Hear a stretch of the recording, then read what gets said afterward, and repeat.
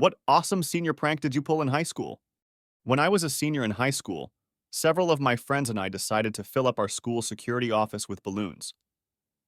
We filled up the balloons at my friend's house across the street and shipped them over in minivans, and then shoved them in too.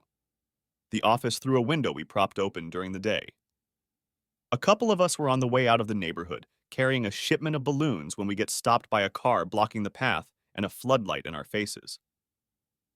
The minivan was packed. Me and my buddy were sharing the passenger seat, both huge guys, and I was holding an additional trash bag full of balloons outside the window. They wouldn't all fit in the car. Somehow, we kept our cool and attempted to convince the cops that we were shipping these balloons over to my house for a prom party the following weekend, and simultaneously warned people at the balloon filling house and at the school of the danger. However, the cops decided to come back to the house to check out what exactly was going on.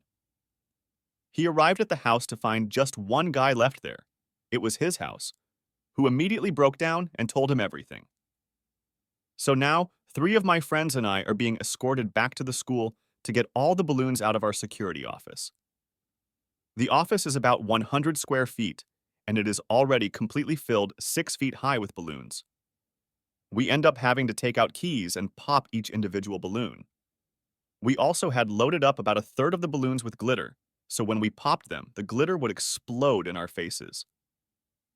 After about an hour of this, the cops got statements from us, gave us some forms, and told us that we would be informed about possible charges for trespassing, breaking, and entering. The next day was senior skip day at school, and I was the only one of the group to actually show up.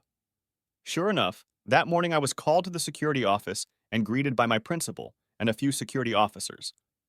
They said that they had worked out a deal and I would not be charged, but I would be recommended for expulsion.